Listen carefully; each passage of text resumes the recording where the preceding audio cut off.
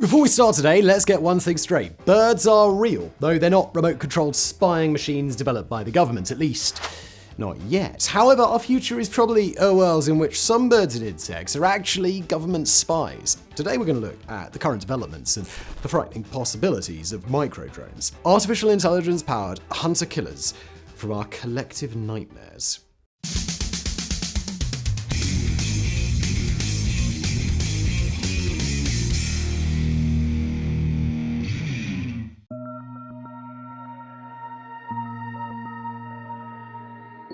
The ethics of such machines are very far from settled. While the UN has failed to adopt bans or controls on autonomous killing machines, reports that the first killer drone may have independently used deadly force have already emerged from the Libyan civil war in 2021. The Cargo 2 attack drone used in this alleged attack, made by the Turkish company STM, is capable of locating a human target and terminating them with no subsequent remote authorization. Remote-controlled drones have been used extensively, particularly by the US and Iran, but this is the first known case in which a genuinely autonomous robot may have used deadly force. And things are only going to get even more complicated. In yet another demonstration that public officials only watch dystopian sci-fi films looking for ideas, the San Francisco Police Department announced in November 2022 that it planned to adopt a policy of authorizing robots to use deadly force in dangerous situations. Apparently, they're unsatisfied with the current status quo of US police forces killing about 1,000 Americans a year. San Francisco envisions a scenario where remote-controlled emergency response robots, mainly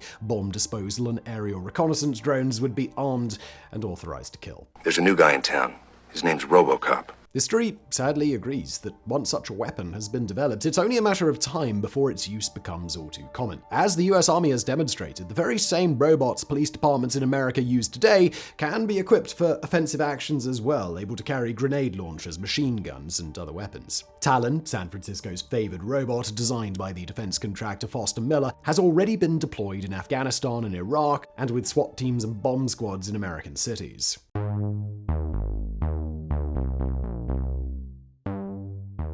The public imagination is taken with images of Terminator-style killing bots wielding miniguns and dropping one-liners. However, fixed-wing aerial drones have long been favored by the military and the police. Since the mid-2000s, the US military has built up a fleet of nearly 10,000 unmanned aerial vehicles, including RQ-11 Ravens, Aero Virament Wasp-3s, RQ-20 Pumas, and most famously the MQ-1 series of Predator drones, which are responsible for thousands of enemy kills in the US War on Terror. The advantages of fixed-wing remote aircraft are their low cost and a relatively long range. However, rotary-wing drones will also play an essential part in a future fully autonomous drone air force. For nearly 2 decades, the US military has operated the Honeywell Tarantula T-Hawk, an espresso machine-sized VTOL UAV used to search for roadside bombs, inspect targets, and protect convoys.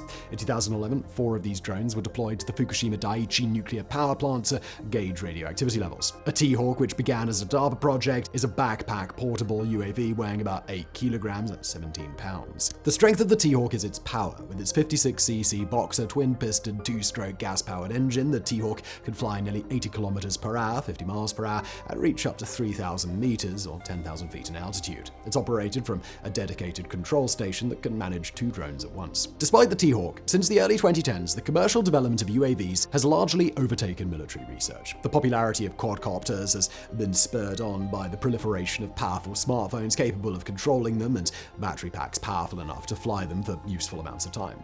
These consumer UAVs have even seen their share of military service. As the war in Ukraine has demonstrated, commercial drones can be deployed from forward positions by small teams of infantry to provide combat visibility. Their ability to loiter at low altitudes makes them ideal for ground support, and their relatively low cost makes them all but disposable in the field. Some have even been reportedly rigged with grenades or anti-tank mines. There's also a recent example of commercial crazy-fly quadcopters being used in a swarm to hunt for methane leaks. The Sniffy Bug project was the work of a team from Delft University of Technology who programmed the swarm with algorithms inspired by insect behavior.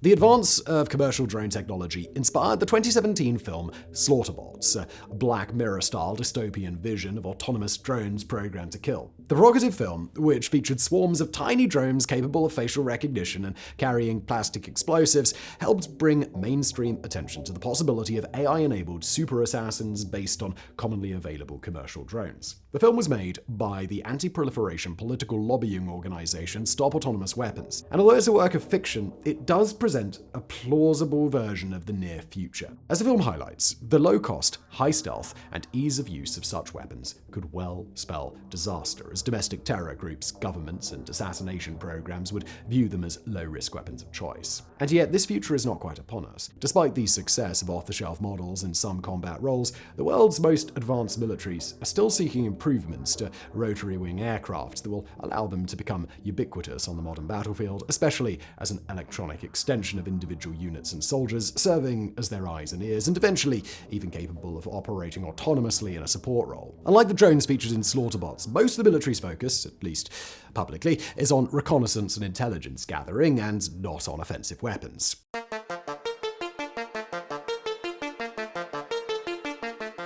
Current commercial rotary-wing drones are loud, have limited range, and are easily tampered with by electronic warfare systems such as signal jammers. Some manufacturers, such as Prox Dynamics AS of Norway, envision a new generation of miniaturized autonomous drones capable of fitting in the palm of a soldier's hand. The Black Hornet Nano, already in use in the US, France, the UK, and a half dozen other countries, measures just 16 centimeters, 6 inches long, and weighs 18 grams, that's 0.7 ounces, including the batteries. In July 2014, the United States Army selected the PD-100 series Black Hornet for testing its cargo pocket intelligence, surveillance, and reconnaissance program. The UAV is equipped with 3 cameras with optional night vision, and it comes in sets of 2, which allows a squadron to operate continuously, charging one as the other flies. The soldier can be trained to use the Nano in just 20 minutes. The US military hopes to refine these concepts further in the soldier-borne sensors, or SPS program. However, at nearly $200,000 per handmade unit, the Black Hornet is too expensive to be a standard piece of kit. Still, hundreds of Black Hornets are used in counterinsurgency operations in Afghanistan and Iraq by American and British soldiers. They proved helpful in peeking around corners and scanning the surrounding area for hidden dangers. One persistent problem for miniature UAVs is teleoperation. The smaller the drone is, the less powerful its transmission and remote control systems can be. Typically, drones such as the Black Hornet Nano can't operate outside of visual range, which has led many researchers to favor the idea of autonomous drones capable of doing their jobs without specific input.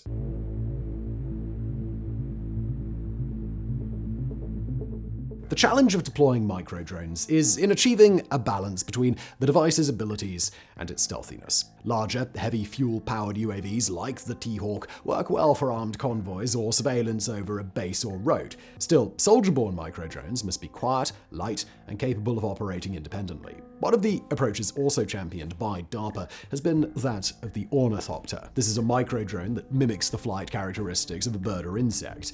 The aerovirulent nano hummingbird was announced in 2011 after nearly 5 years of research in cooperation with DARPA. This UAV, disguised as a hummingbird, is capable of 11 minutes of continuous flight at 18 kilometers an hour, that's 11 miles per hour, and can move vertically, sideways, and backwards and forwards just like a real hummingbird. It measures about 16 centimeters, 6 inches from wingtip to wingtip, and weighs only 19 grams, that's 0.67 ounces, which is less than a single AA battery.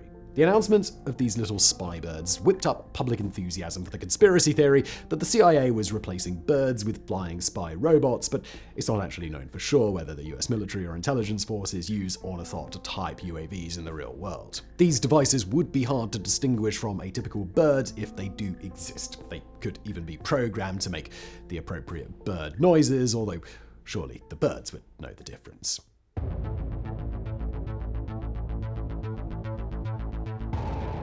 Finally, one of the most promising concepts for future autonomous microdrones is also one of the simplest, the aerovirulent WASP-3, which has been in service with the US Special Forces since at least the mid-2000s. These fixed-wing glider UAVs weigh just 430 grams, that's about a pound, and they're about 38 centimeters or 16 inches in length, with a wingspan of 72 centimeters or 29 inches. The WASP series of gliders can be broken down and carried via backpack. It can be programmed for GPS-based autonomous flight, carrying one of several payload modules, including infrared cameras. The advantage of the Wasp is that it's much more efficient than a rotary-wing craft, capable of flying for up to 45 minutes at a time with a top speed of 65 kilometers an hour or 40 miles per hour. It could be launched by hand and could be programmed to land remotely.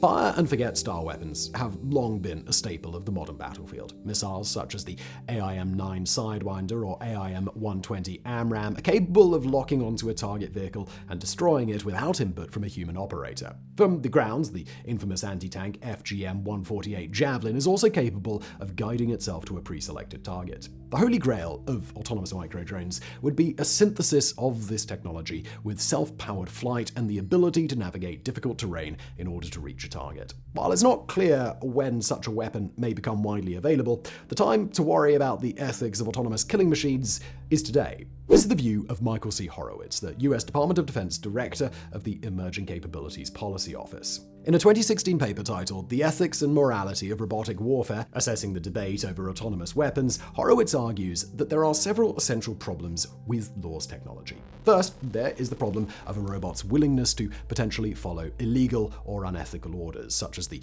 execution of enemy soldiers who are in the act of surrendering or who turn out not to be lawful combatants. Horowitz points out that such technologies might enable war crimes or encourage aggressive tactics, given that the risks of deploying a law system would not fall on the operators, but rather the targets themselves. On the other hand, he notes that law systems might also be relatively safer and less destructive than conventional offensive weapons such as missiles and artillery. Second, Horowitz identifies an accountability gap whereby the human controllers of law systems may not be held responsible for any mistakes of the weapons themselves. Horowitz writes, "The core fear is that laws will allow leaders and soldiers not to feel ethically responsible for using military force because they do not understand how the machine makes decisions and they are not accountable for what the machine does. Operational planning conducted by an algorithm, rather than the algorithm being one input into human judgment, is precisely the type of situation in which human accountability for war would decline and humans might cease to feel responsible for the casualties caused by war." Horowitz argues that strong ethical boundaries are needed to ensure that autonomous weapons are never used inappropriately and to minimize the risk of so-called moral offloading. Finally, Horowitz points out that autonomous weapons may violate fundamental human dignity in that no machine should ever have the ability to end a human life. This theory guides the international community's consensus on weapons such as lethal gas or anti-personnel mines, which are viewed by most countries, though not all, as inherently unjust weapons of war. Horowitz continues, "If a machine without intentions or morality makes the decision to kill, it makes us question why the victim died. This argument has a moral force. There is something unnerving about the idea of machines making the decision to kill."